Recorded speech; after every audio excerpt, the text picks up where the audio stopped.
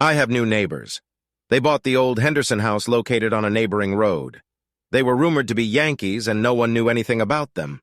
Apparently they were quite prosperous. The Hendersons had a 2-story farmhouse, a barn, outbuildings, and 212 acres of land. The farm was good until Mr. Henderson grew old. His daughters moved away and there was no one to run the farm, so he put it up for sale and moved farther south. This made the girls angry. They were afraid he would spend their inheritance before he died. He was of sound mind and body, so there was nothing they could do about it. I thought it was funny. I never liked girls. I secretly agreed with my aunt when she snorted and said they were showing off too much to be decent. It's old Southern speech for snobs. I met them by chance. Her car, a Cadillac, was on the side of the road, steam coming from under the hood. I pulled over. That's what neighbors do. She must have seen too many redneck horror movies because she didn't open the door or roll down the window, just stared at me with eyes that bordered on panic. It was raining and getting colder, so I got back in my truck and drove away. When I got to the top of Henderson Hill, I called the sheriff's department and told them about it. Everyone knows you have to get to the top of the hill to get a signal. Until then, you're in a dead zone. Well, at least that's what the locals think. Well, damn it, Will, why didn't you help her? They were our county police to protect and serve unless it was too hot, too cold, raining, or a game was in progress. In other situations, they were a Johnny on the spot. I tried. Wendell, she wouldn't open the door. I can't just leave her there. Get out and do something. Okay, let me find my slicker. Did you notice it's raining? Yeah, and it's cold. Besides, it's already dark and she's probably scared to death, so hurry up. If you hurry, I have leftover barbecue from the Democrat rally. You can take it to the station. There's buns and salad, too. You can take those with you. Do you have any baked beans or potato salad? Take your time, Wendell. If you hurry, I might be persuaded to give up a couple slices of the fat pie. Okay, no offense. I'll be there in about 10 minutes. Does this cake have frosting? 20 minutes later, he met me and we drove back down the hill. She was still there, crying. Wendell identified herself and she rolled down her window. Ma'am, do you need help? Yes, please. Smoke started coming from under the hood and it just stalled. I couldn't get through to anyone. It's a good thing you found me. I didn't find you, ma'am. Will did. Why don't you open the lock and let him look under the hood? He wasn't a bad mechanic. I used to be a pretty good mechanic before everything became computerized. Now you needed a PhD from MIT to do it, or you were out of a job. I couldn't afford the new equipment, so I stopped. It was a hobby anyway, not a way to make a living. It took about 2 seconds to see the problem. The lower radiator hose was ruptured. Damn it. It had always been the bottom one. You need a new radiator hose, ma'am. Call ADA when Wendell drives you home and they'll come and get it. It's easy to fix. They should be done before lunch, not today. Billy's out of town, remember? His daughter's getting married on Sunday. He won't be back until Tuesday. Wendell looked too happy saying that. She went back into panic mode. I can't just leave him here. My husband would kill me. I stared at Wendell, watching the gears of his little brain turn. Don't say it. Don't say it. Damn it. He said it. Hey, Will, why don't you take one of your heavy trailers and haul it for her? It was late, cold, raining, and I was late for dinner. But you can't leave your neighbors, especially frightened women, in trouble. I think you can. I'll take it to my lot and leave it behind the fence for safety. Then whoever fixes it won't have to go after him to do it. Is that okay with you? Thank you. We'll pay whatever you charge. Take me home, officer, she said. Officer, like it was something better than God, and Wendell couldn't get his door open fast enough. Then there was a crackle in the radio. A wreck on Route 12. He was closest. Damn this rain. Sorry, ladies. Will will pick you up and I gotta go. Will, don't eat that kebab. I'll come back later. Sure, I'll put it in the refrigerator at the store. You know where the keys are. Lock it behind you this time. I don't need the cat having kittens again. You're never going to let me forget that, are you? No, as long as the odor holds. Mrs. Hatfield, are you ready? She finally gave us her name, and I guess if the cop vouched for me, I really wasn't a serial homicidal maniac who preyed on older, attractive Yanks. She still sat as far away from me as she could. She owned Henderson's place with her husband. When we pulled up to the house, there were no lights on. Why aren't the lights on? Because the power went out. Didn't you notice how dark it was the last mile? What am I going to do? Do you have a flashlight, lanterns, and the like? Not that I know of. Well, Mrs. Hatfield, if you're going to live in the village, It's not a bad investment. Mr. Henderson had a generator in the store. Is it still there? I don't know. We haven't had time to research yet. Well, put on your adventure hat. If it's still there, it means it's connected to the power grid. She was lucky. The machine was still in place and running, but barely. A large diesel unit, it was making a hellish rumble in the walls of the building. It had enough fuel for about 4 hours. If it doesn't go out, you'll be fine until the power comes back on. They don't usually shut it off for long this time of year. If I were you, I'd adjust the thing and invest in a barrel of diesel just in case. She nodded furiously, making notes on her clipboard. I'm going to go get your car now. Here's my card with the license plates. If you need anything before your husband gets back, call me. Your car will be parked on my lot. The address is on the card. Good night, Mrs. Hatfield. I can't thank you enough. Don't worry about it. Good night. After making sure she was safe, I left after calling Sherry, knowing I'd get a barrage of slump. Where have you been? Why didn't you call? No, you're fine. No, I missed you. I appealed to her delicate sensibilities. Sorry, babe. I got a call from the police. Billy's away for the weekend and they asked me to pick up the car from the curb. I'll be home in an hour and a half. I hope you squeeze the crap out of them for making you work in this weather.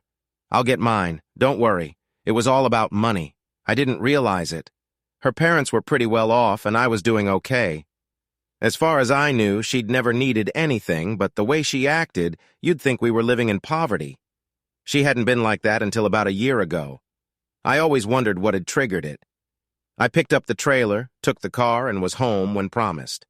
She had already gone to bed, leaving me a note that dinner was in the microwave.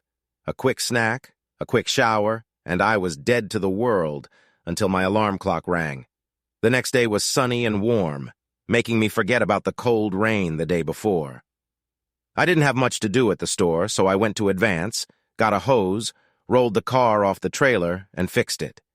It was lunchtime, and a man in his 40s wearing a suit, tie, polished fingertips, and a concerned expression entered the office.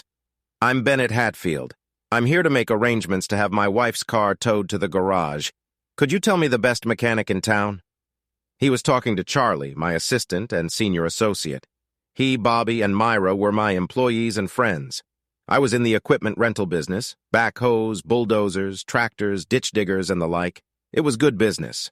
Nobody was going to give $29,000 or more for an excavator to do a few hours of work when you could rent one for a few hundred. The downturn in the economy actually helped my business. More and more people were doing things themselves instead of hiring out. My equipment was not known for beauty, but they were all serviceable mechanically, and the dirt didn't care if you had new paint. I took a little less than the chains, and it worked out. Charlie pointed at me and walked over. He held out his hand. Bennett Hatfield. I couldn't help but smirk. Will McCoy.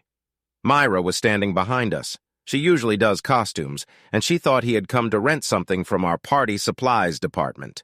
She burst into laughter. He frowned. Sorry, Mr. Hatfield. We're not laughing at you. Come to think of it, Hatfield and McCoy. He stood for a moment, then smiled back. I hope we won't be feuding. I left my shooting iron in Philadelphia. Okay, I melted mine into a plowshare. What can I do for you? I'm here to make arrangements to have my wife's car towed to the garage. I don't know anyone in town. Can you recommend someone? Don't worry, I had some free time this morning and I fixed it. All it needs is a new hose and some anti-freeze. Bring your wife anytime before 6 and she can drive it home. He looked surprised. Well, okay, how much do I owe you? $40? The receipt for the hose and anti-freeze is in the dashboard. That's wrong.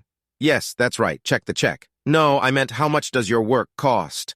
Oh, I can't charge you any money. I don't make my living as a mechanic, and that wouldn't be right. We're neighbors. I live on Howell Road. You live on Henderson Road. Our houses are practically right next to each other. Down here, you don't charge your neighbors for kindness. It's just not customary. He looked confused, and I tried to explain. If you wanted to rent an excavator, I would charge you money. Your wife told me you're a lawyer. So if I went to you for legal advice, I would expect you to charge me money. But if I asked if I could borrow a tool or if you needed a ride somewhere, if money was offered, someone would take offense. Understand? He nodded. I guess so. It just takes a little getting used to. Well, I can't thank you enough.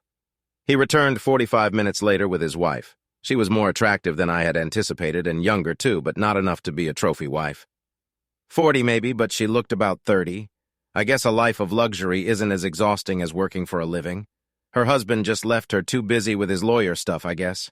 She thanked me repeatedly for my help until I finally asked her to stop. That's enough, Ms. Hatfield. It's no big deal. Maybe down here, but where I'm from, it's a pretty prominent place. And since we're neighbors, Angie. She held out her hand. Will, and this is Myra and Charlie. They were practically breathing down my neck, trying to find out more about her.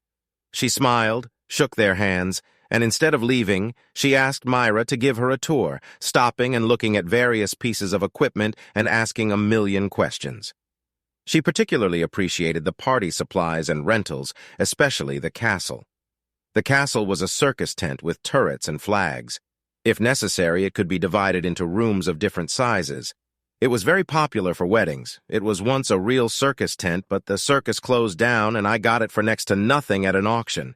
With him in a few small tents, I could turn a field into a fairy tale in 24 hours. Sherry was on edge again. She wanted a new car, a Cadillac like our new neighbor had. Her Chevrolet Impala, which she just had to get 2 years ago, was no longer satisfactory. I tried to remind her that if we bought it, she couldn't trade it in for 4 years. That was the only way I would agree to buy it. She scoffed. This thing is almost worn out. It had 39,000 on it. I need a new car. Why are you arguing with me? Because you don't need a new car. You just want one. We can't keep up with the neighbors, Sherry. He's a lawyer, for goodness sake. Your car will do just fine. If you don't think so, you can buy it yourself, as long as my name doesn't appear on the paperwork. I had her. Her credit history was terrible.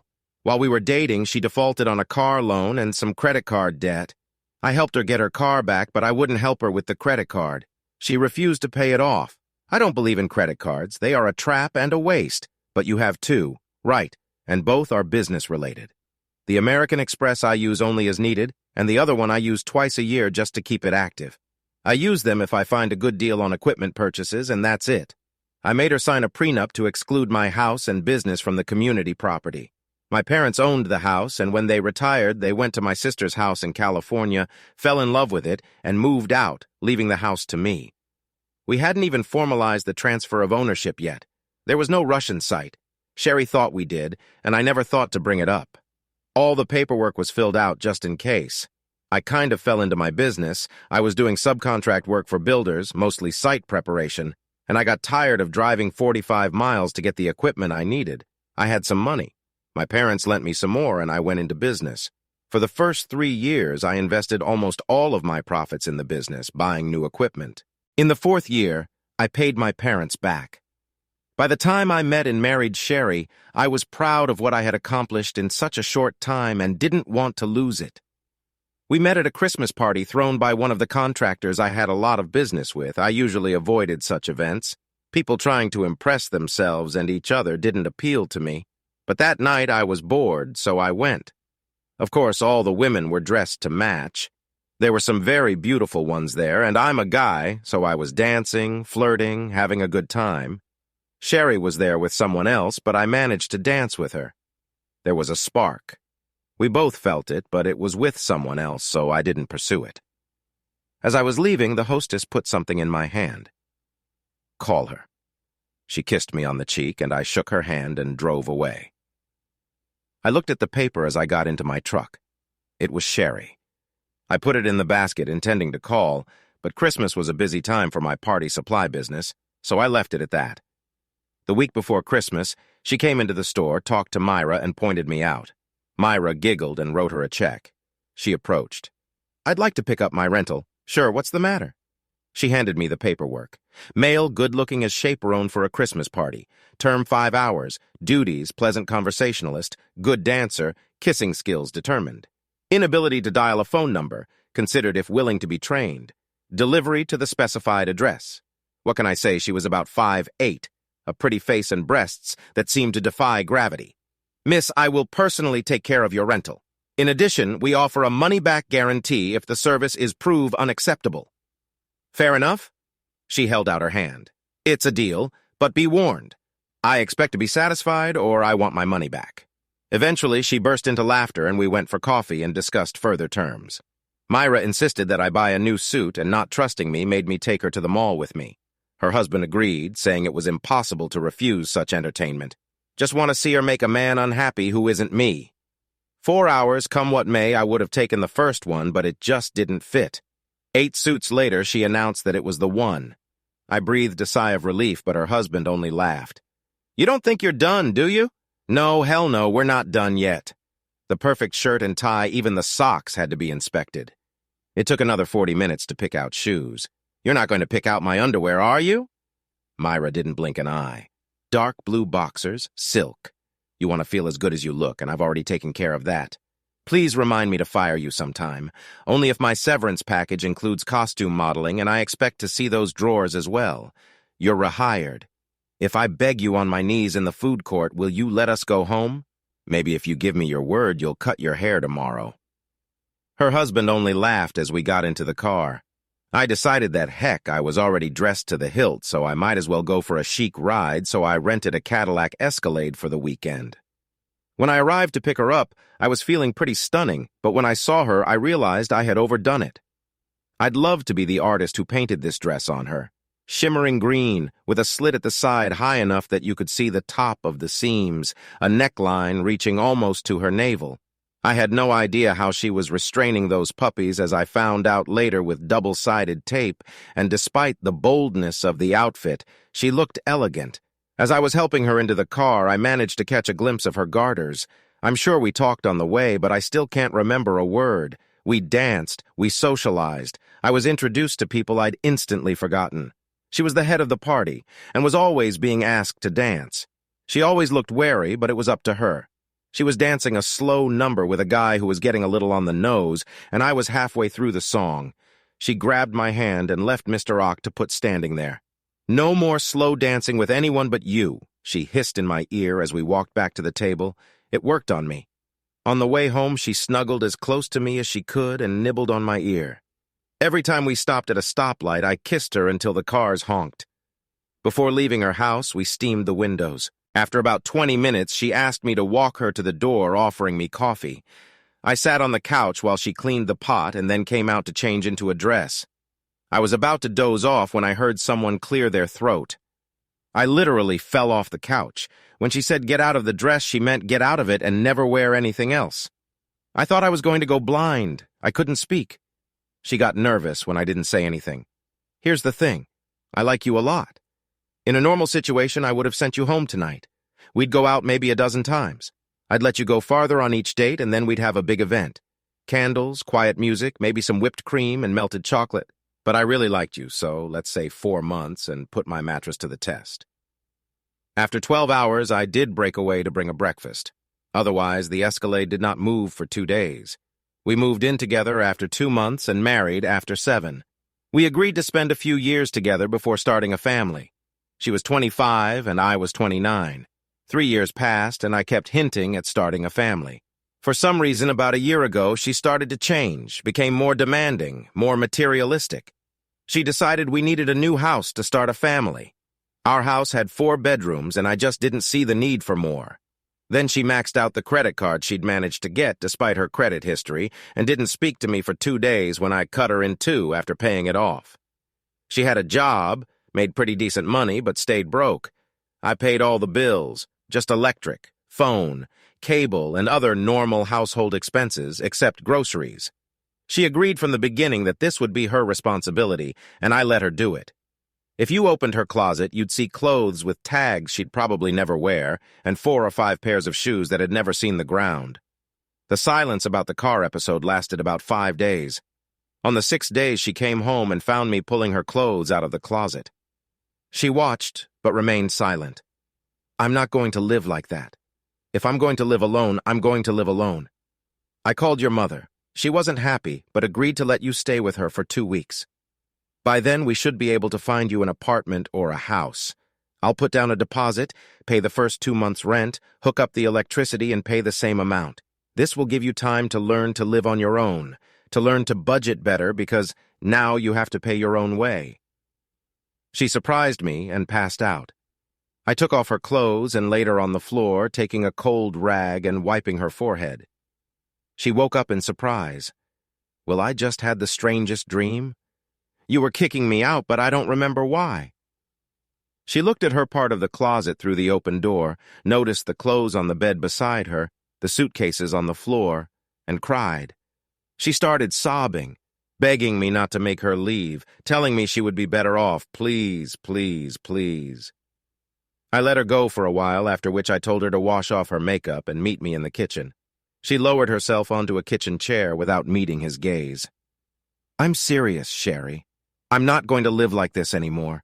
These tantrums, the out-of-control spending, the refusal to talk about starting a family. It's like I don't know you anymore. If you want to leave, say so. If not, things have to change. She eventually confessed that the thought of motherhood scares the hell out of her. She constantly remembers her childhood. She was the second of 3 children, only a year apart in age. As the middle child, she was lost in the hustle and bustle, and when her parents separated when she was 12, it affected her deeply. I can still see my mom crying. She had 3 teenagers, she was alone, and the stress was getting to her. She started drinking and pretty much ignored us. My dad didn't show up after the first of the year. He moved halfway across the country. I don't want to expose a child to that. I took her hand. Darling, I'm sorry you had such a childhood. But I'm not talking about a full house, just one. If we decide we want another one, we'll wait at least 2 years. And it's a big deal, but I'll never leave you, I promise. For about 3 weeks, we were careful to avoid each other, but gradually we turned into a normal young couple. She stopped spending so much and even opened a savings account. 3 months later, she showed me the balance and I was amazed. I told her how proud I was of her. She laughed. Don't be too proud. It'll be empty after a while. I thought she was going to say she was going to buy a new car, but she said no. She had another use for the money. She was going to buy furniture for the nursery, and I was going to have to paint it, and I liked the light blue color. It took a second for it to come to consciousness. What? What did you just say? She smiled that smile that women have when they realize they've succeeded in turning your world upside down. I said we're going to have a son in about 7 months. The nursery needs to be finished, so you're going to have to cut back a little on the store, especially near the end. I never cried in her presence. She told me about it in my office, having just come from the doctor's office. She had stopped taking her pills, wanting to surprise me. And the plan worked. When the tears started, it scared her. Did I make a mistake? I thought that's what you wanted. If you... That was all she had time to say before I covered her with kisses. Soon enough, her tears mingled with mine. Myra realized something was wrong when we came out later. Distinguished by her delicacy and restraint, she blabbed. What the hell is going on with you, too? You look like someone slapped you and you both enjoyed it. Myra, can you keep a secret? She nodded affirmatively. This woman was better than the internet when it came to the rapid dissemination of information. Myra, we're having a baby. 7 more months and it will be a boy. Promise me you won't tell anyone. We want to surprise my mom. Promise? Uh-huh, she muttered, trying to pull her phone out of her pocket as she walked away.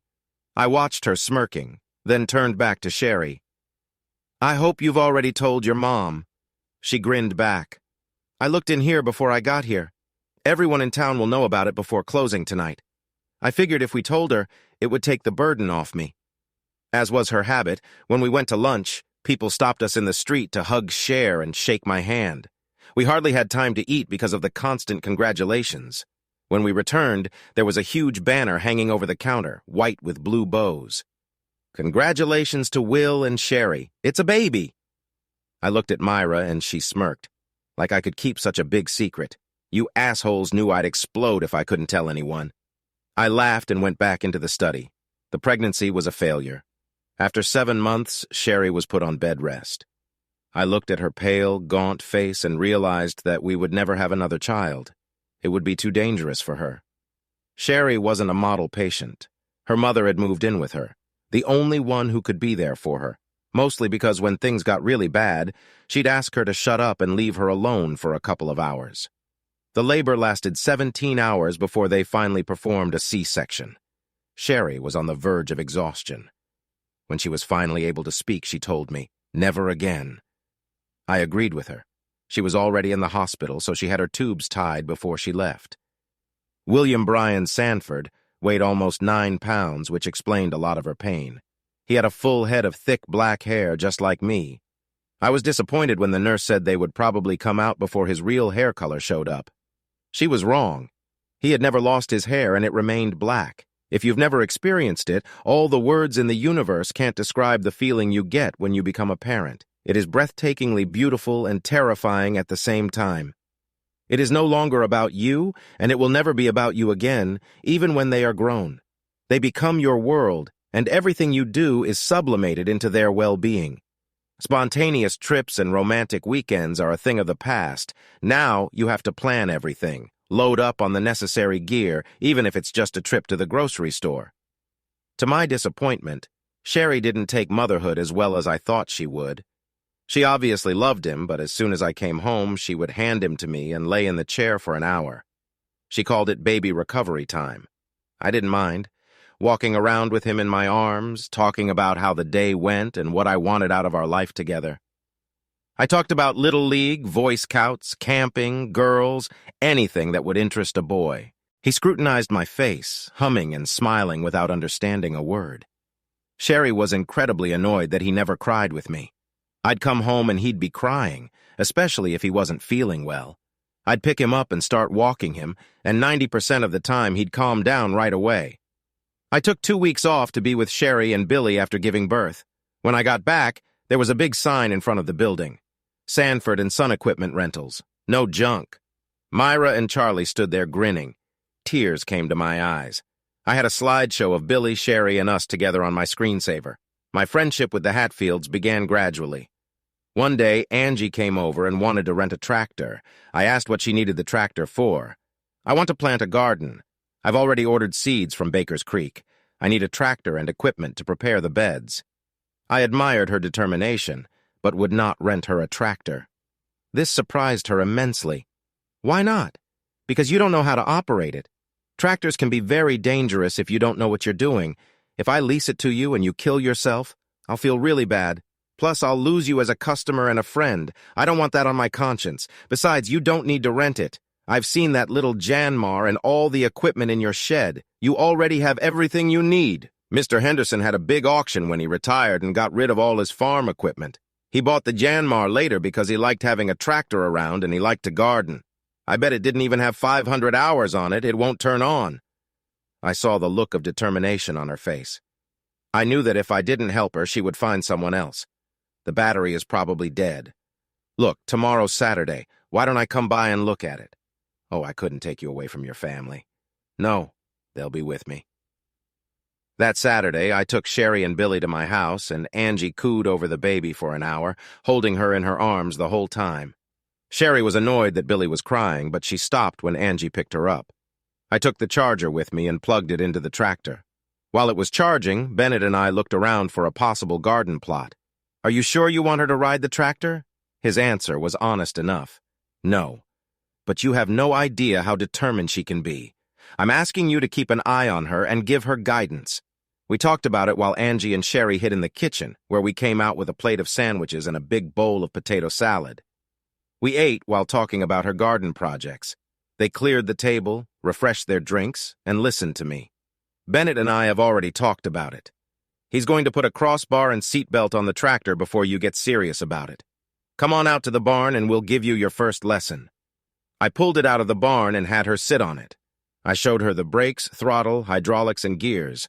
I'll tell you this, and I want you to remember and be careful. The gears in a tractor work differently than they do in an automobile. No matter what gear you are in, the tractor will move when you release the clutch. It will not stall like a car, so if you forget and start driving in a high gear, you're likely to get the front end off the ground. If you're sitting on a slope or at a bad angle, you could flip it over. That's why I recommend using a collapsible bar. If you're wearing a seatbelt and stay within the bar, you may have to change your pants later, but you shouldn't get hurt. I had her put the car in low gear and low range, and she drove across the field. It was moving so slowly that I could walk beside her, giving directions. I had her stop and practice moving the hydraulic three-point hitch up and down. I set up the rotary plow. Try never to start the tractor without any equipment. That way, if you depress the clutch or hit a steep slope, the equipment will catch you and keep you from flipping over. It can throw you out of alignment, but it's worth it considering the alternative. I asked her to put the plow down and make a few passes over the chosen spot. She grinned from ear to ear while Ben took pictures. She was upset when I started the tractor back in the barn and pulled out the key. It wouldn't start anyway, the battery is dead. I've got a friend coming over on Tuesday to install the crossbar and seat belts. I'll get the battery for you and he can install it. He'll give you a key and a spare, which I'll do then. But you shouldn't drive it alone first. Wait until Ben gets home. We'll come back next Saturday, and I'll show you how to use and change the equipment. Hugs and handshakes, and we were off. On the way home, Sherry was animated. She has a beautiful house. It's nothing like the one Mr. Henderson had. She has paintings on the walls that must be worth thousands. She blurted out that she had a trust fund when we were talking about art. Did you know they still own their house up north? It belonged to her grandmother. Now it belongs to her. Good for them. They're a good couple. They deserve it. The rest of the way home, she was quiet. Later, I saw her studying the prints she had seen and looking at their value. She was right. Some of them were worth thousands. Sherry went back to her job. She loved her job, and we didn't need her income as much yet. Besides, I knew the thought of having to stay home all day with no one to talk to would drive her crazy.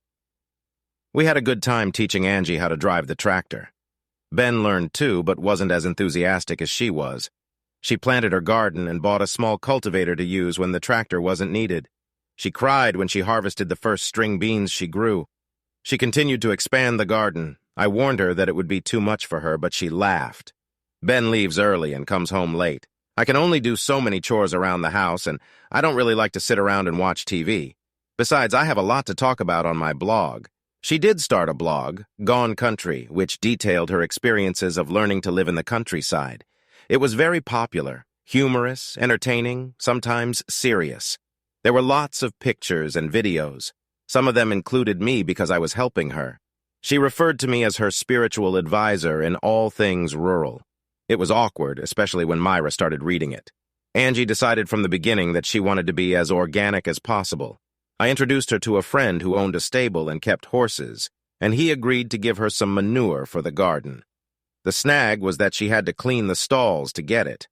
I thought that would be the end of it, but soon she had gloves, boots, and thick clothes. On her blog, she called it her shit uniform. The blog even had a picture of her wearing it all with a bandana covering her hair. She cleaned 3 stalls twice a week. Her compost pile was turning into a mountain. For a while, Sherry rode with me every time I came over, and then she started going less and less often. I heard everything I could about manure, crop rotation, and organic pesticides. I took Billy with me just about every time, putting his carrier in the shade where I could keep an eye on him. In those days, Angie spent about as much time with him as she did gardening. As we became closer friends, I asked her if she ever wanted to have children. Yes, when it didn't happen, we got tested. Ben is infertile. It happened when he was young. We talked about adoption, but he wasn't comfortable with it. I left the subject. He was my husband and soulmate, and I couldn't bear the thought of not being with him.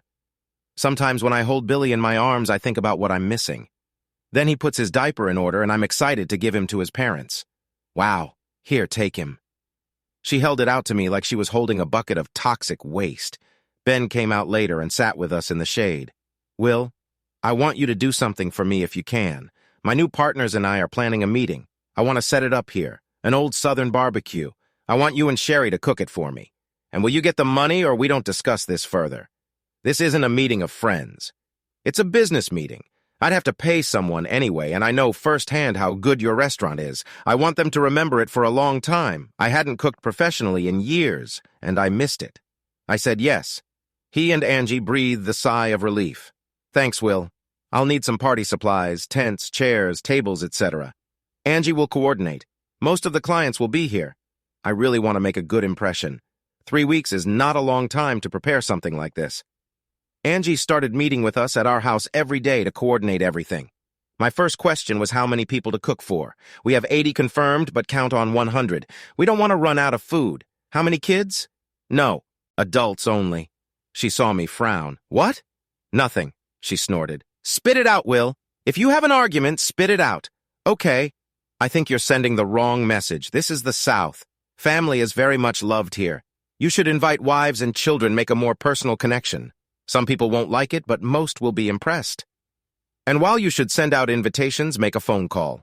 Find out how many kids will be at the party, their ages, and make sure you have age-appropriate games and activities. Saying to be sure to come will make a much bigger impression than a note asking for your presence. She sat with her mouth open and called Ben. Have you sent out your invitations yet? No. Good. We need to change them, and I need the names of all the wives and their phone numbers. I'll explain later. Bye, sweetie. She looked at me incredulously. Have you ever thought about running for office? You can win thanks to the kebab vote. No, I said, laughing. I've just been in a lot of parties, and you learn as you go. Angie worked the phones. We went from 100 people to almost 300. We hired 3 neighborhood girls for service. Sherry, Myra, and Charlie worked with me. It was a perfect day. Hot, but not unbearable. A light breeze. I set up the tent in the castle as a dining room and built fans into the top poles to keep it cooler. 400 pounds of pork cooked to perfection and shredded, 20 chickens, and 2 beef briskets cooked in a separate stove for the Jewish partners. Labels for side dishes so they know what is not kosher.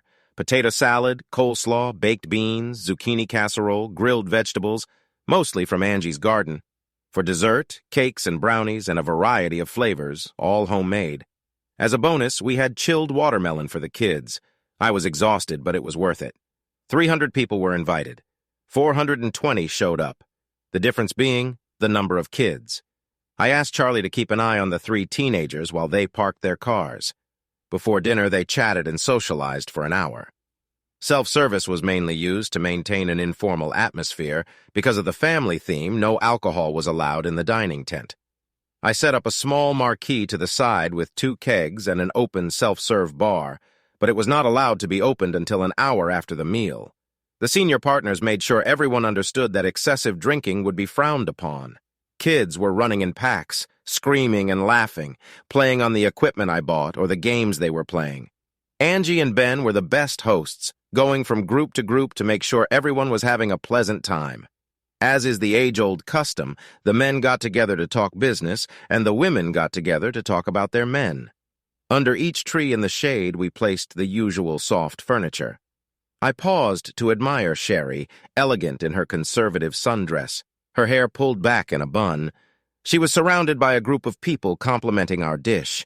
We both gave and received a bunch of business cards. Just before the end of the event, we gathered everyone in a tucked-away dining tent to give a short speech. I had set up a small public address system with microphones. The senior partner thanked everyone for coming and wished them success in their future endeavors. He praised Angie and Ben for organizing the event and thanked Sherry and I for hosting it. Next, he surprised everyone with his words. He was known for speaking at length. That's all I'm going to say. It's been so much fun, I'm not going to spoil it.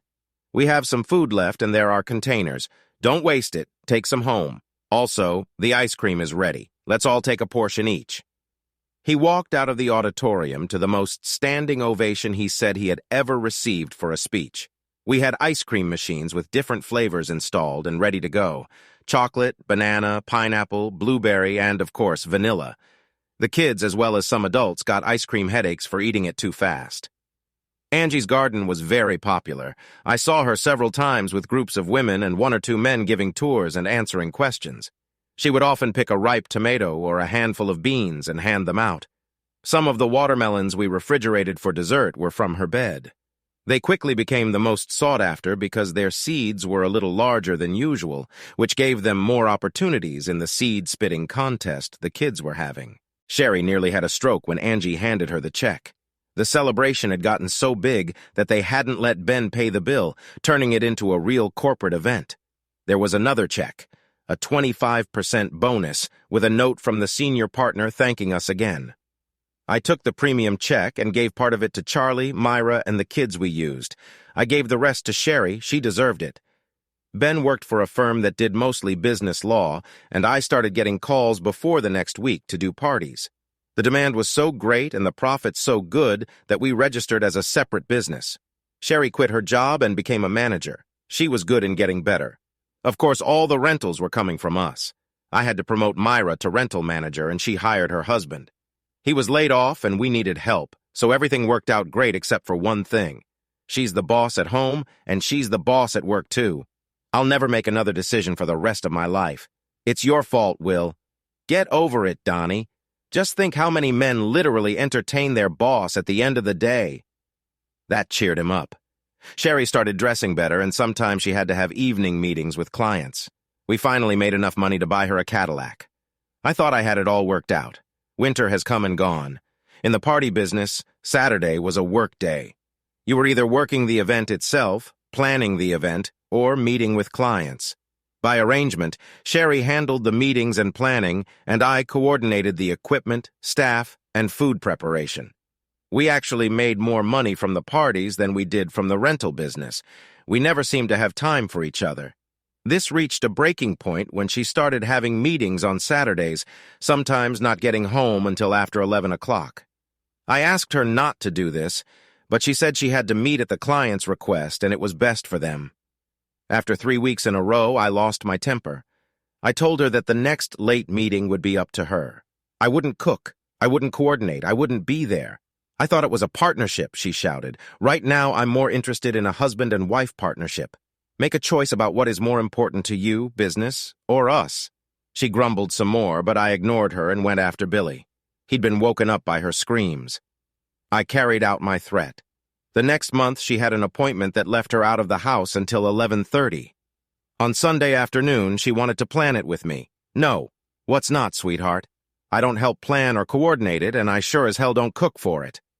I told you the next contract that cost me a Saturday night with my wife will be the first one she has to do on her own. I guess I'll take Billy for a ride. I left her with her mouth open. It was a disaster. They didn't like the food, the service, or the atmosphere. There was no bonus, and the customer told her how disappointed they were that she didn't live up to her reputation. Up until that point, she had treated me like crap. On Sunday, she came out of her bedroom with a small white handkerchief waving it. A truce? I fed Billy breakfast. No. Her eyes widened. I will not accept an armistice. I want a surrender. Meet my conditions and we'll move on with our lives. Refuse or ignore them and that's the end of it. No negotiations, no negotiation. Take it or leave it. I lifted Billy into my arms. I'm going to visit Ben and Angie. He needs my advice on a matter. We'll be back in an hour or so. Billy loved Angie, and she adored him. She was often our babysitter when we worked at the party. He was just learning to talk, and one of his first words was Angie. She cried when he said it. He was learning to walk, and as soon as I put him on the ground, he would run to it as fast as his little uncertain gait would allow. He learned to say Ben and tried to follow when he could. Ben wanted to ask me about a small race car that was in one of the barns. Mr. Henderson didn't drive the car, but he loved racing and sponsored it. I knew the engine had blown up, but the frame and transmission worked. Do you think it can be fixed? No. It needs a new engine and a few little things. It can't be repaired, but it can be rebuilt. Why would you want to do that? He looked embarrassed. I'm a huge NASCAR fan. I've always wanted to drive a race car. This would be perfect. Well, you could never tell. How does Angie feel about it? She doesn't really want to, but she's willing to watch one race. I need you to tell her it's safe. It is, isn't it? Relatively. I don't know of anyone who has died in a car like that, but you can get injured. Start with beginner races and learn as you go. We got the car fixed. Ben took some lessons from the older racers, and soon he was racing every Friday night at the local dirt track. Sherry and I kissed and made up, and one night we went to watch them. It was noisy, dirty, and I could tell Ben was enjoying it. Charlie and a few neighborhood kids were his pit crew.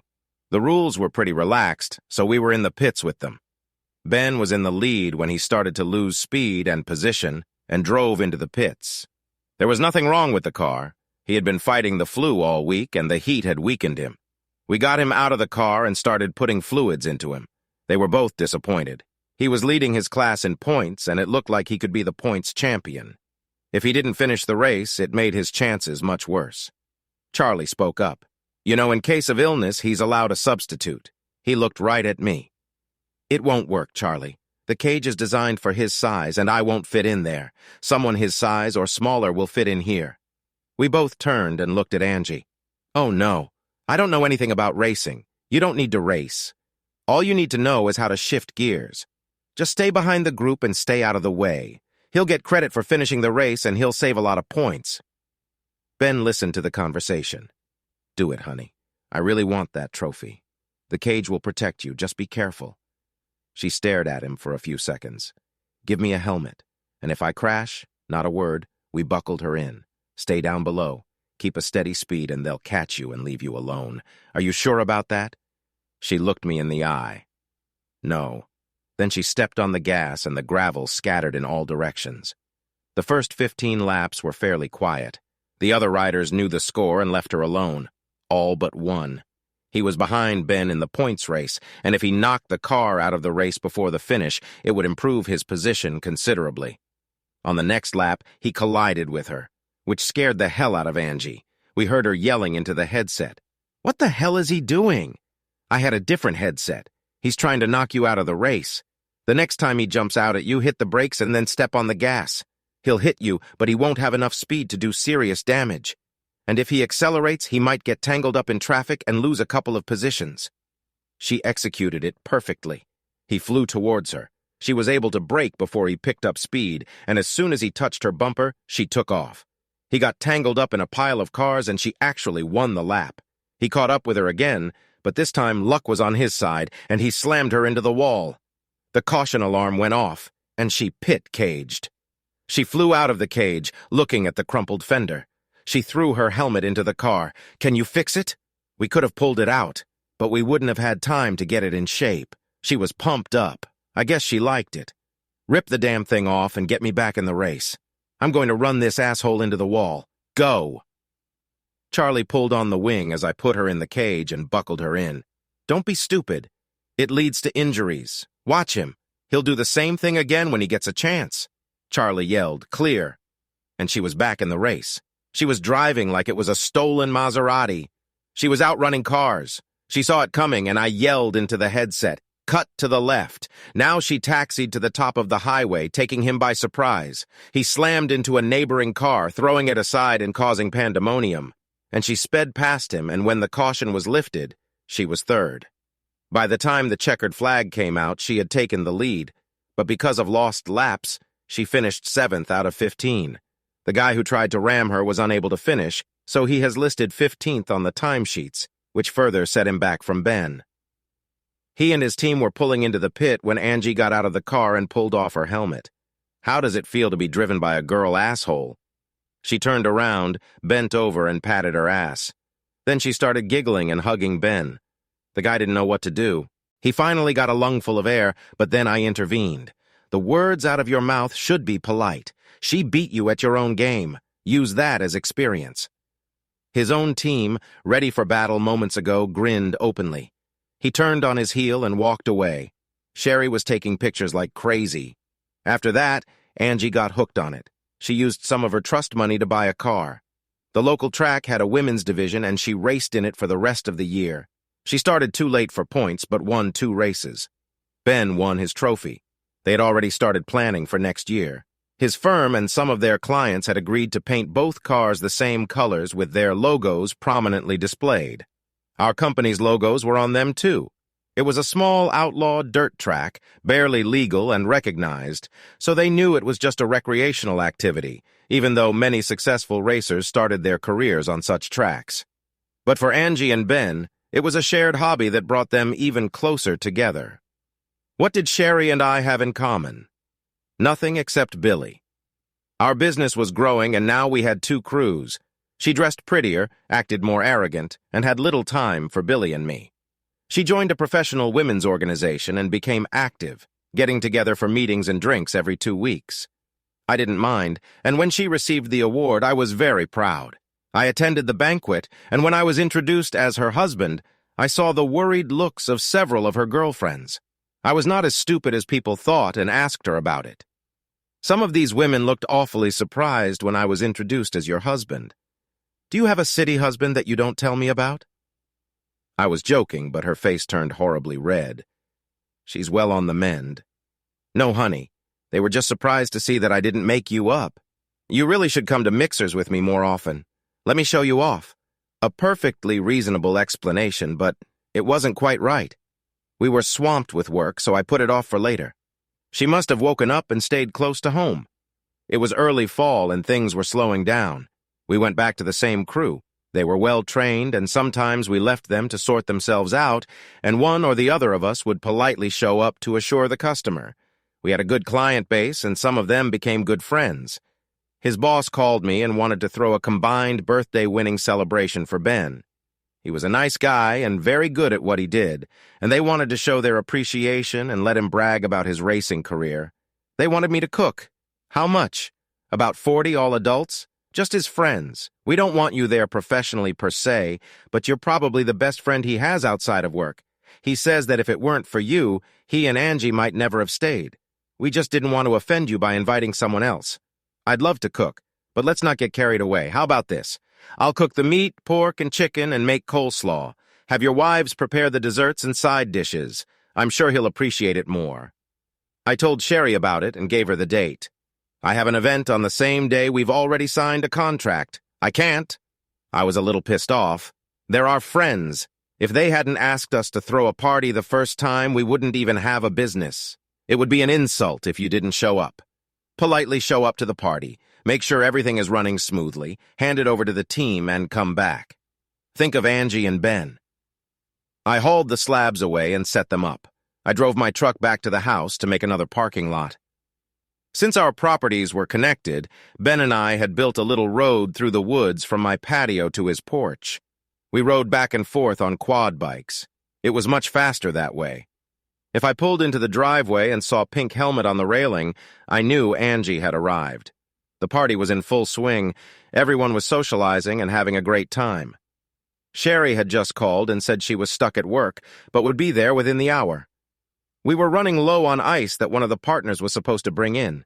I had some ice in the freezer left over from a party the week before, so I volunteered to ride my four-wheeler and get some. I had to take Ben's car because mine was locked. He forgot to put gas in it, and I ran out of gas halfway home and had to walk. I was about to come out of the woods when I saw them. The blinds on the patio door were pulled back, and you could walk right into the living room. There was a couple sitting on the couch really getting it on. I figured one of the neighborhood kids had gotten into the house. There had been an increase in break-ins lately. They weren't taking much, but they were having little parties and vandalizing, drinking whatever they could find, and messing up the beds. I had already reached out my hand to call 911 when the lovers moved. A woman approached me. It was Sherry. I recognized the man, one of the younger employees from Ben's office. They were wondering why he had to miss the party. My first impulse was to barge in and beat the shit out of both of them, but having a lawyer best friend taught me something. Prior to moving here, Ben worked for a time as a divorce attorney. I hate it, he once told me. You get cynical watching people tear their worlds apart. If they would just approach it logically, it would save them a lot of grief. Unfortunately, it's hard to act logically, especially if they've witnessed infidelity. And if someone is assaulted, things get even worse. Usually it's a guy, and it significantly weakens their bargaining position. Sometimes they lose their children because her lawyer describes his violent tendencies in murderous terms. No one wins in a divorce, especially if there are children involved. Lawyers make money, but that's about it. Standing in the woods and watching your wife betray you is hard enough to be reasonable. Shaking with rage, I headed for the door when I remembered Ben's words. I also remembered what he had said about favorable positions, and I hid behind the trees. I walked a little way down the path and called out to Ben. He replied in a happy, slightly booming voice. "Hey, buddy, what's taking so long? Do I need to send Angie for you?" "No, put Angie down. I need to ask her something." Angie came to her senses and asked if she needed to come get me. She hadn't had much to drink, so her head was clear. "Angie, I really need your help. I just saw Sherry at the house, and she wasn't alone, and she wasn't wearing much clothing. I want to meet her face to face, but I don't think that's a good idea right now. I need the most sober one of them to come as a witness, and I need a recommendation for a divorce lawyer. Help me out." You could hear the pain in her voice. "Poor fellow, are you sure?" "Never mind, if you weren't sure, we wouldn't be having this conversation. Stay away until I come." 20 minutes later, Angie, Ben, and his partner's 2 wives came down the path. "Are you sure, Will?" I showed them the pictures I had on my phone. One of the women spoke up. "I'm a divorce lawyer, Will, a damn good one. I have a separate practice. My husband decided it was a good idea. I offer advice on how to proceed and my services if you need them. I never knew her to be a lawyer in her own right. I only knew her socially as the wife of one of Ben's partners." Angie hugged me and rubbed my shoulders, trying to calm me down, and told me to think of Billy. "Thank you, Julie. I'll take both of you agree. What do I need to do? The hardest thing you can do in this situation is to remain calm. Don't engage them in conversation when we confront them. Let me do the talking. Control yourself, Will. It will give you an advantage. She smiled a wolfish smile in the darkness. But if he's stupid enough to try to attack you in front of a bunch of lawyers, you have every right to defend yourself. Ben picked up the phone. They're almost here. Let's go. They set the whole thing up. The most senior of the partners was already pulling up to my driveway, presumably to get the promised ice. The others waited outside on the deck, climbing the side steps and avoiding the light from the patio door. We heard a knock. "Sherry? Are you there? We'll send us to get ice. We're out of it." He continued to talk loudly when she didn't open the door. "Well, he did give us a key. Come on, boys. I don't like being in someone else's house when he's not there." Sherry and her lover were gathering clothes when they heard the door open. She swung the door open and he ran out onto the deck to hide in the darkness. When I turned on the light, the look on his face was priceless. We had to switch outside for when we wanted to enjoy the dark and didn't want to go back inside. We were usually just about to undress at that time. 4 cell phones clicked as he stood holding his pants, shorts, and shoes. Sherry had time to get dressed, led her partners into the kitchen, and saw us standing on the porch. She screamed, ran out of the house, and fled. He didn't know what to say, but the senior partner raised his hand. Not a word. "Be in my office at 9 o'clock on Monday. Now go." He put all the power a senior executive could muster into his voice and walked away. Angie and Ben sat next to me, each holding my hand so I wouldn't fall into a stupor. Julie gave me her card, telling me to be at her office at 2 o'clock on Monday afternoon. Then she gave me a hug. We all went back to the party. I went so I wouldn't have to stay in the house. Naturally, everyone left early, and I spent the night in their guest room. I didn't sleep for a long time, and Angie made me get up by sicking Billy on me. It's impossible to sleep when you have a 2-year-old in your care. I realized with a shock that I hadn't thought about how to protect him, and Angie got up early to pick him up, telling my mother-in-law that I was having too good a time, and she volunteered to pick him up for me. She had picked him up before when we first started our party business. He sat on Angie's lap and she let him feed her breakfast, smearing syrup all over her face and giggling like crazy. It made a smile. When she took him into the bathroom to get them both cleaned up, Ben said we'd talk when we put him to bed. In the afternoon, we held our first military conference. Angie got to the heart of the matter. Divorce? Yes. I look back now and see it happening. We stopped sharing dreams. She always wanted to live in the big city. I've always been a country boy. My roots are deep here. What about Billy? I want custody. No doubt about it. I think a child would interfere with the lifestyle she wants. Ben has a few observations. I agree that Billy doesn't fit the lifestyle, but he gives her power over you. She can wage a custody battle over you to get a bigger financial settlement, and the rest of it doesn't matter anymore. Careful, Julie. She'll get at your throat and run over anyone who stops her. We have to keep the negotiations from turning into a war. I didn't see her for 6 days. I came home and there she was. It took everything I had not to throw her out the door. She saw my eyes and backed away. Please don't say anything right now. I may deserve it, but I'm only here to get my stuff and see Billy. Please, Will, just for a little while, and then I'll leave quietly. You can even take my car keys. I gave in to her entreaties, staying out of it and letting her play with Billy. She'd been paying so little attention to him lately that he seemed bored. She asked for her keys back so she could open the trunk and then ask if I would help her take her clothes out. I went in for another round when I heard her car start. I walked through the door and was beside her before she could put it in gear. I snatched the keys and threw them into the driveway. She screamed as I pulled Billy out of the car seat. "Screw you! He's mine and you can't keep him!" Billy screamed, not knowing what was going on. She was cursing all she could when she noticed Angie filming everything on her iPhone. She came over on her 4-wheeled motorcycle, which she had designed herself to see Billy and make sure I was okay. She would stop by for 30 or 40 minutes and go home just in time for Ben to arrive. "You bitch! Could have known you'd be here. Give him some before hubby got home? How many times has poor Ben gotten sloppy seconds? Is he hiding in the closet and watching?" Angie turned white with anger. I don't know what would have happened if I hadn't screamed. "Sherry, leave, and I mean right now. From now on, if you want to visit Billy, get permission from the court. Now get out of my life before I call the police." I had a lot more I wanted to say, but I had Billy at the top of my list. Sherry walked away, continuing to scream. Angie wrote down every word. The next day, Julie had the tape and filed for an injunction until Sherry underwent a psychiatric evaluation. She recorded her screaming. I wondered where she lived. Apparently, the guy she was with had become her new lover and they were together. Another strike against her. He was fired because of the affair.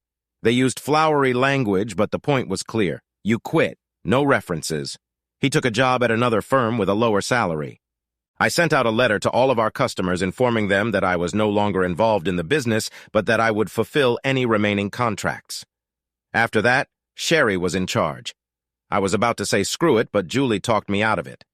You have a good reputation, and you might want to come back to this case later. Besides, it gives Sherry a real income that might come in handy later on. She got her lawyer, and the dance began. She wanted the house. Too bad it was still in my parents' name. She wanted the party equipment. Since it was rented from my company, which was stipulated in the prenuptial agreement, she couldn't afford it. Julie froze most of our accounts. By forced agreement, she ran one team, I ran the other. Money could only be taken out for payroll and supplies. The rest had to remain frozen until the divorce. All profits made after I fulfilled my obligations went into a new account completely controlled by Sherry. That was about as fair as I could make it. Sherry struggled until Julie and her lawyer convinced her to take the deal if she expected to have any money left at all. She wanted to have one last meeting to vent, but I refused. As it turned out, her lawyer was the fifth lover she dated in the last 18 months. All of them were slick city types, most with no money. I couldn't think of anything to say to her that wouldn't end with the phrase, "goddamn bitch." I tried to stay polite for Billy's sake. He was turning 3 and he didn't miss her that much. She ended up getting the party and catering business, giving me a fourth of the profits. I really didn't have any more time, so Julie beckoned me with a carrot. As a result, she was left with the business and some working capital. That was all the money she got from me. I got full custody of Billy. She had broad visitation rights I never denied her. However, she had to stick to the rules. No men while she had Billy, and if she ever exposed him to anything that was considered morally or physically dangerous, she lost her rights. After a year, the visits became less and less frequent. Billy didn't seem to mind. Angie and Ben became my anchors. They helped me deal with my grief and anger. Sherry's mom still babysat Billy, agreeing that if she helped Sherry break the custody agreement, all contact with him would cease. Angie became a surrogate with Ben's blessing. He still followed Ben around, and at work Ben had a picture of him, Angie and Billy, on his desk. People thought he was his stepson, and he let them up to a point. At first, he asked my permission, saying it made him look like a family man and that it helped him with new clients. I surprised him terribly when I gave him a copy of my will, naming them as Billy's executors and guardians should anything happen to me. "You're a family man, Ben. You always have been. You have the most impressive woman I've ever seen, and you have us. I've never seen a male lawyer cry." It was touching. After a while, I dated a few. They were fun and met my needs, but I never met anyone I would consider as a long-term partner. Angie gave me hell by telling me that Billy needed a mother. I just looked at her. He has one, and as soon as I find a match for her, I'll be married so fast it'll make your head spin. The closest I got was a lawyer. It was the senior partner's daughter. She was a few years older, had just gone through a bad divorce, had found a very good job on the other coast, and had taken 3 months off to recover. She needed an escort, and her father called me. "Do me a favor, Will. She's recently arrived in town, and I'd really like her to go to the banquet with me, but she has to have an escort. She's considered beautiful, if that helps." There was nothing to do, so I agreed. I rented a Cadillac, and it was déjà vu. Was she beautiful? Damn beautiful. Barely 5 feet tall, blonde, fair-skinned, with a very nice body. She looked like a breathing porcelain doll. I could feel my interest growing. I think she felt a little spark, and her simmering personality took over. Ooh, a real live redneck. I've never been this close to one before. Do you bite? I looked at her with my most serious look. Yes. Great. Ben, Angie, and her parents burst into laughter, and that set the tone for the entire evening. It was a charity event, the most prestigious of the year. Black tie, the whole thing. I thought I looked pretty dressed up. The food was delicious, and Rhonda was talking non-stop. She later told me it was a nervous trait. She talked about the appetizer, the entree, the dessert. "Have you ever stopped talking?" She blushed, then gave me an innocent smile. Only when I have something interesting in my mouth. Ben sipped his coffee through his nose, and Angie giggled. Come on, you two. This is supposed to be serious business. After that, there was a big orchestra and dancing. Angie taught me how to dance so I wouldn't get discouraged. Sophie was a wonderful dance partner, graceful, fluid, and a pleasure to watch. She danced twice with her father and once with Ben, and all the other dances were mine. Ben and I were waiting for the girls by the bandstand when Sherry walked by. Ben, Will, it's good to see you. Are you out here by yourself, Will? You really should go outside more often. Let me introduce you to my escort, Robert Morgan. Perhaps you know his father, Ben Wilson Morgan, the founder of the Morgan Bank chain. I stared at her as she tried to impress us. Her face was calloused and she looked like she'd gained 10 pounds. One looked at her escort and you could tell he wasn't with her for intelligent conversation. At this time, Angie and Sophie approached. She kissed my cheek. Do you miss me, love? Good. I want you to be upset all night.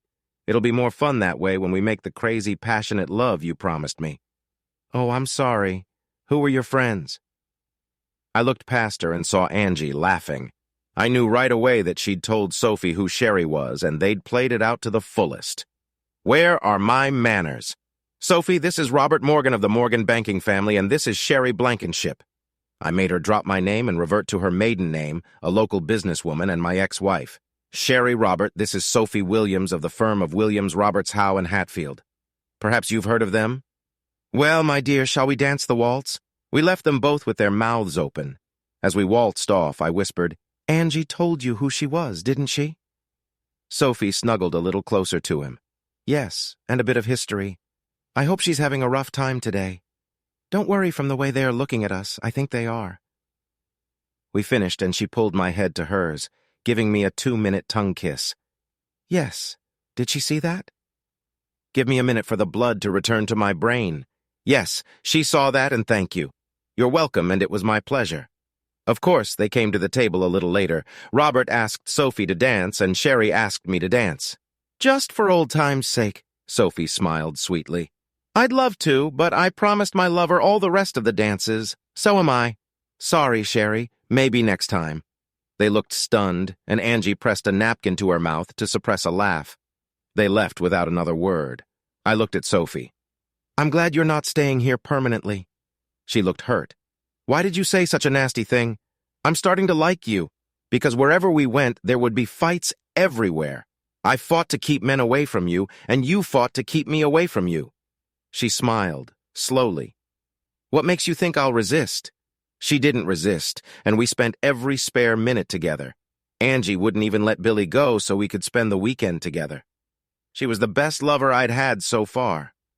Despite her small stature, she was surprisingly strong.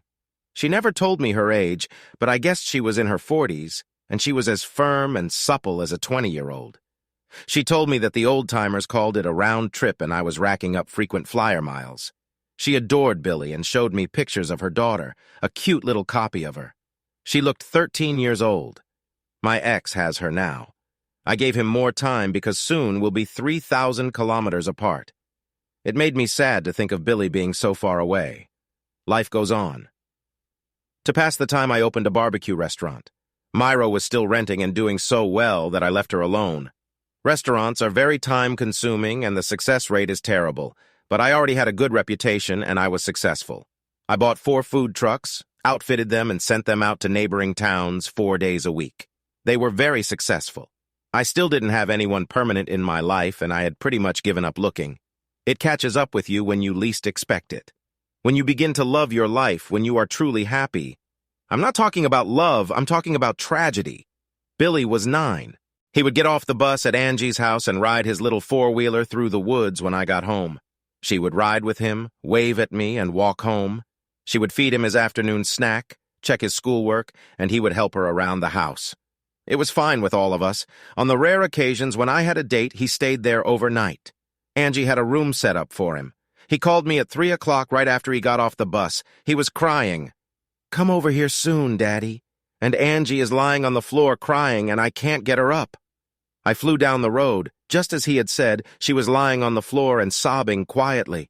She wasn't answering or talking to me. I was getting ready to dial 911 when Ben's boss called. Will, I need you to go to Angie and make sure she's okay. I'm with her now and she's not all right. I can't get her to talk. It's not like Ben was in an accident. I can hear the emotion in his voice. Ben is dead, Will. He had a heart attack, and they said death was almost immediate. We found him on the floor of his office when he missed a lunch meeting. He'd been gone for an hour by then. I almost dropped my phone. Ben's gone? He became my best friend, but he was Angie's life. I pulled her into my arms. Her face cleared for a second, and she clung to me like a drowning woman. Ben. I held her on the couch, rocking her like a baby. Tears were flowing, and they weren't all hers. She was a zombie. We finalized the funeral plans after his boss brought us his will. He just updated it. He was to be cremated and his ashes scattered around the farm. This is the only place I have ever felt like home, he stated in his will. Some amazing people gathered for the visitation and service. Most of his clients turned friends. His racetrack buddies came in full force, and all the members and staff of his firm were there. Sherry came and gave Angie a hug.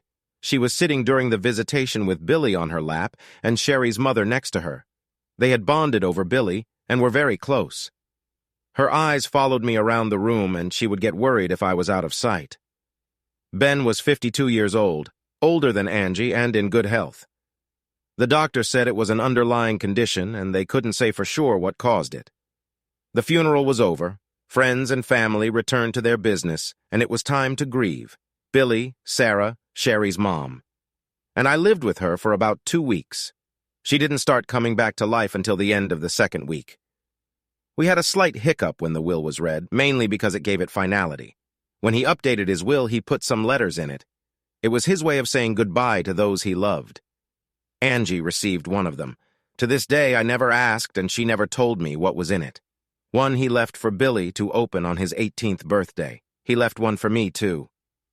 Dear Will, if you're reading this, it means I'm gone. I want to thank you for your friendship.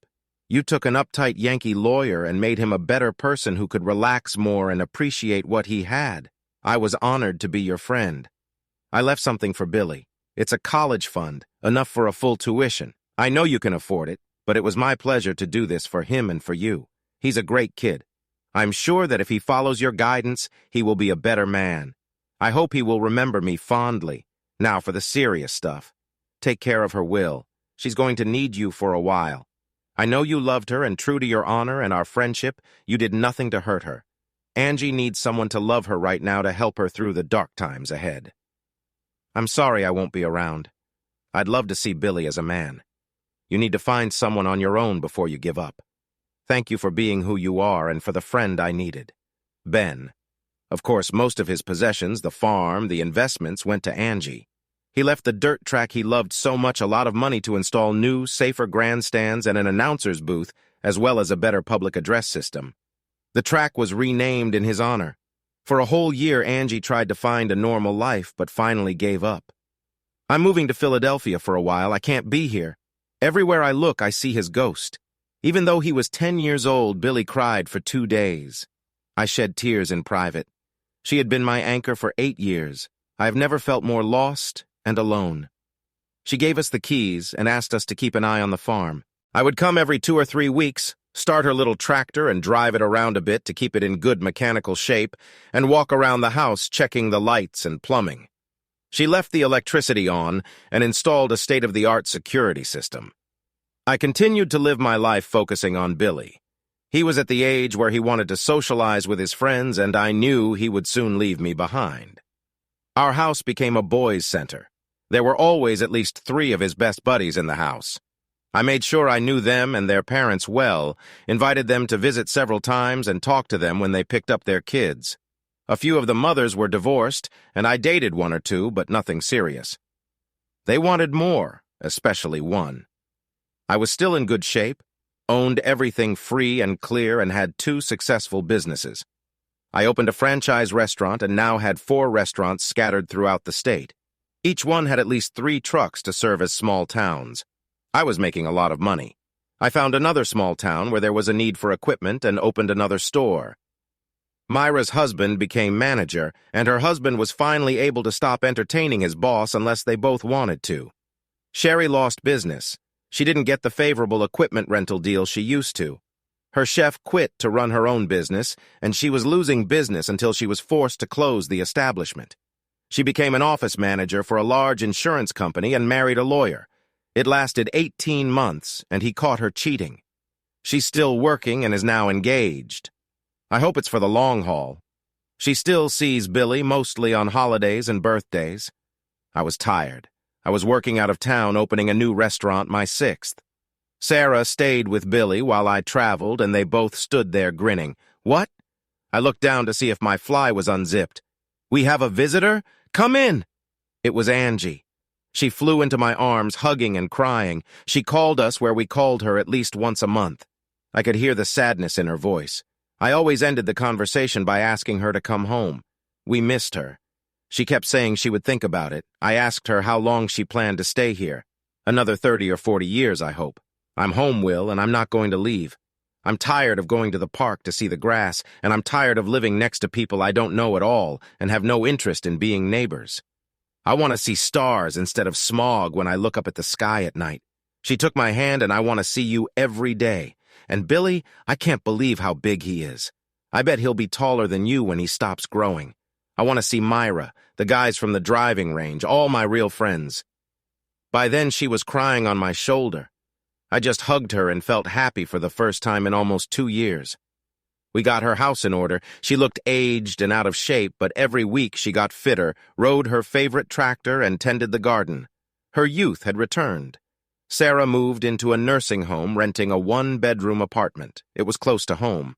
She was surprised one day when she was moved out of the apartment and into a larger 1-bedroom apartment.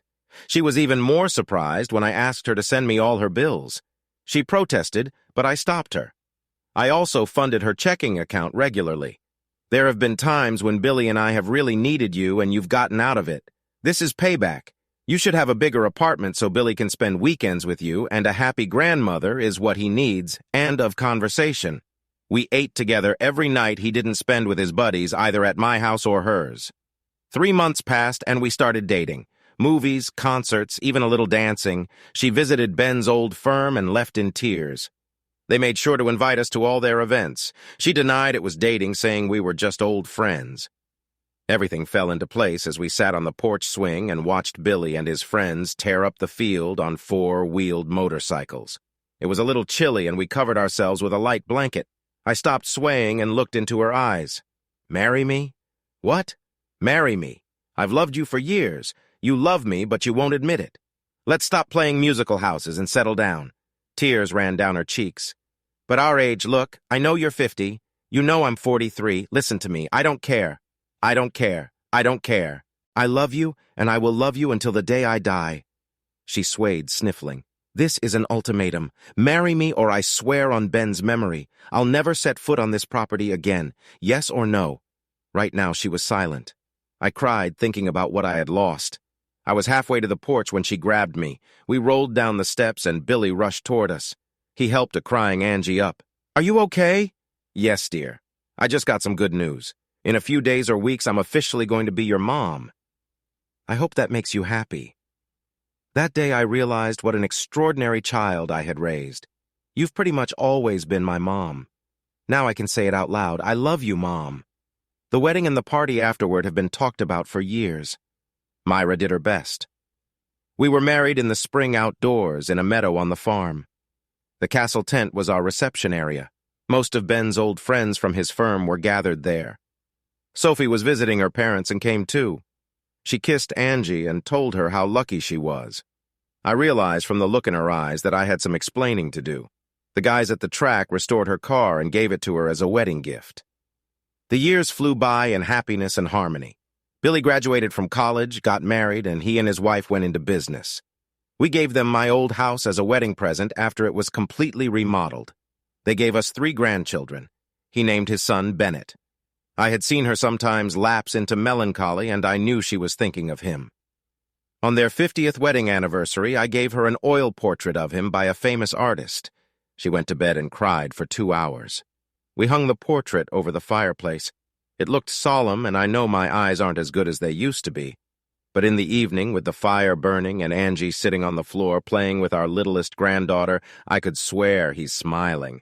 Thanks for watching. I hope you enjoyed it, so subscribe to my channel and watch the next video.